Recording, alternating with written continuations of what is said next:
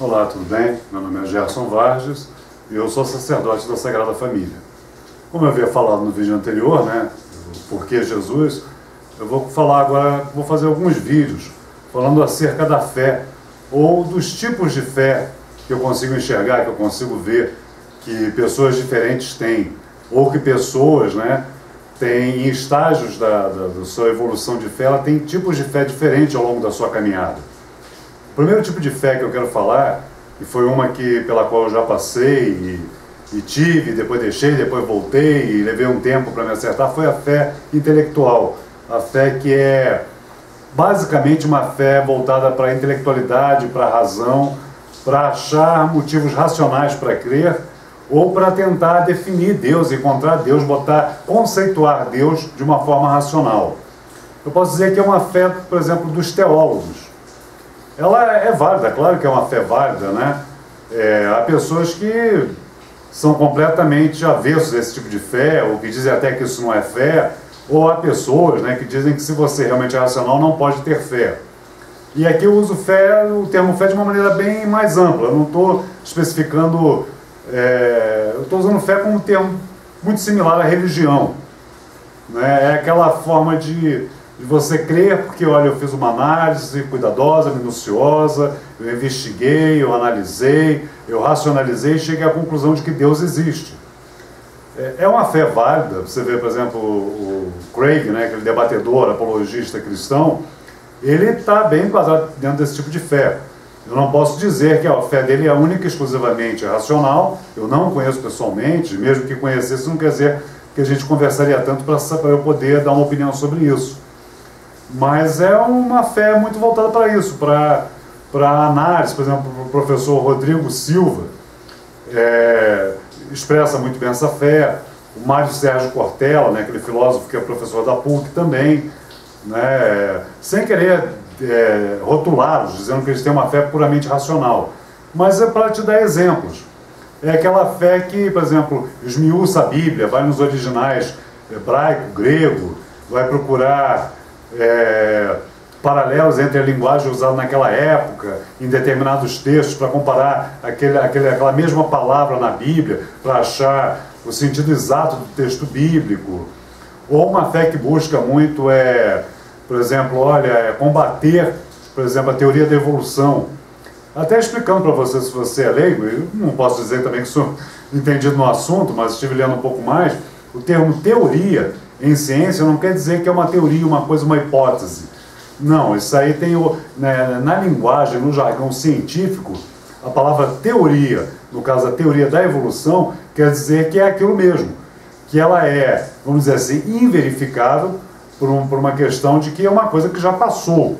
Não dá para você ir lá e ver os ancestrais comuns do homem evoluindo até chegar a nós. Então, nesse ponto é inverificável, mas é possível, através das evidências, dos vestígios, dos fósseis, saber que é isso. Então, a palavra teoria aí, em teoria da evolução, não quer dizer que ela está ainda sendo avaliada para ver se é verdadeira. Não, a ciência já determinou que sim, é aquilo mesmo. Mas um bom exemplo é isso, muitos cristãos que refutam e não aceitam todo um escopo de evidências enorme que existe hoje sobre a evolução, porque querem tomar a Bíblia como um livro literal ao pé da letra. Quer tomar, por exemplo, Gênesis 1, como tem gente que toma literalmente. A criação foi feita em 7 dias literais, em 6 dias, literais de 24 horas.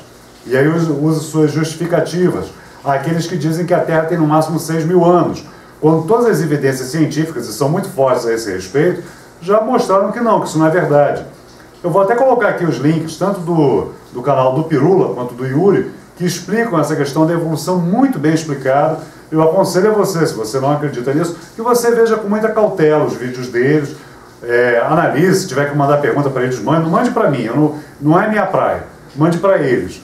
Eles vão ter certeza, o Pirula foi muito gentil, me esclareceu minhas dúvidas, eu tenho certeza que eles vão ajudar vocês a chegar lá. Mas então tem isso, essa fé que ela é racional, ela tem que achar evidências racionais para crer. E ela é válida, mas se você quer levar isso ao pé da letra, chega um ponto que você vai ver que você vai entrar num beco sem saída. Porque fé não é racional. A fé não é irracional. A fé não é a antítese da razão. Ela não é contrária à razão. Fé não é burrice. Mas fé não é razão. Fé está dentro de outro domínio, que conforme eu for gravando outros vídeos eu vou falar. E ela é válida, é claro, você tem que buscar razões para entender as coisas. Você tem que ter algum nível de racionalidade, de entendimento, de esclarecimento, de razoabilidade na sua fé, na sua crença. Eu tinha uma época que eu era muito racional, ou pelo menos assim, conforme eu via a questão racional aí, né? Então eu tive a fé que na época eu era racional, que eu não acreditava em Deus, que por ser racional eu não acreditava em Deus, então eu fui levado a crer, e houve aquela fase em que então eu analisava demais a Bíblia, né? Então havia uma fase que eu era contra o pentecostalismo, porque eu dizia que não fazia sentido biblicamente. E aí depois, eu estudando mais a Bíblia, cheguei à conclusão de que fazia sentido sim o pentecostalismo. Entenda pentecostalismo aí, não as igrejas neopentecostais, mas um pentecostalismo no sentido assim: eu acredito que Deus intervém no mundo, eu acredito que os dons espirituais que estão lá em 1 Coríntios 12 são para hoje sim, todos eles. Eu falo em línguas estranhas, não estou entrando nos detalhes disso aí, mas nesse sentido. Então eu procurei na Bíblia uma razão para isso tudo. Então tudo bem, você usa a razão também, mas quando você tenta ficar só na razão, você anula a profundidade da fé, porque fé vai muito além de razão apenas. Da mesma forma que você não ama pela razão, que você não gosta de um amigo pela razoabilidade, que você não torce por um time de futebol porque raciocinou sobre ele, da mesma forma, não quer dizer que você vai crer em Deus pela razão, ou que a sua fé racional nesse sentido vai te trazer frutos espirituais. Faz parte da fé, mas se a sua fé está totalmente fechada nisso, em minha opinião, você está limitando sua fé. Também tem o caso daqueles que tentam defender o indefensável, né? Que tentam defender, por exemplo, textos da Bíblia como literais ou aplicáveis hoje, sendo que são textos que você vê que não tem sentido aplicar eles hoje. Né? Por exemplo, vou te citar, lá em Coríntios fala sobre o uso do véu, e atrela o uso do véu para a mulher aos anjos. Muitos dizem que aquilo é uma questão cultural, mas será que o anjo está ligado a essas questões culturais e temporais? Os anjos não existem desde antes da fundação do mundo, não vão permanecer existindo depois? Então por que eles estariam atrelados a questões culturais? E aí porque o pessoal fala isso para dizer por que não usar o véu hoje. Eu não estou defendendo que é para usar o véu hoje, mas eu estou dizendo que nós não usamos o véu hoje porque não faz sentido. Até tinha uma questão cultural na época, mas não faz sentido. Da mesma forma, se a gente falar sobre o divórcio, né? Biblicamente falando, Jesus deixa claro que se você se divorciou, então fica na sua, você não pode casar de novo. Isso aí realmente é bíblico, não há como questionar isso. Mas faz sentido excluirmos pessoas do convívio cristão e da igreja, não permitirmos que elas, dizer que elas não vão entrar no reino dos céus ou não vão participar da igreja porque se divorciaram e casaram de novo?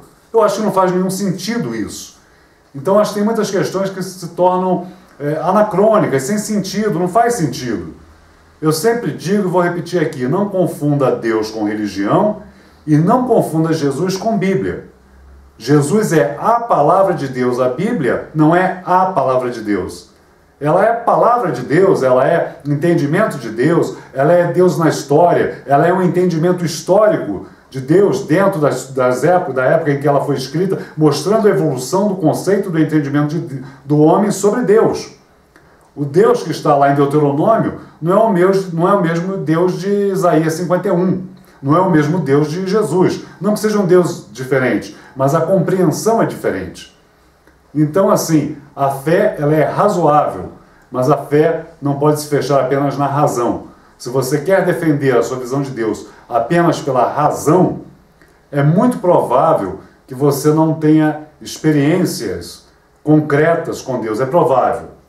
Não estou dizendo que tem que ser assim para todo mundo. E eu gosto muito de um texto que está lá em Coríntios, se não me engano é 2 Coríntios 2, ou então é 1, perdão, não estou lembrando.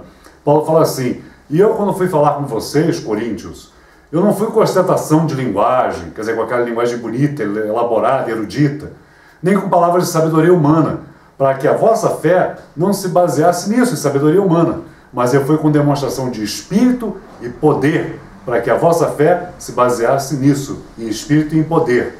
E também fala que a letra mata, mas o espírito vivifica. Ou seja, muito literalismo mata. Afinal de contas, os judeus, os fariseus, os sacerdotes usavam a letra para contestar Jesus.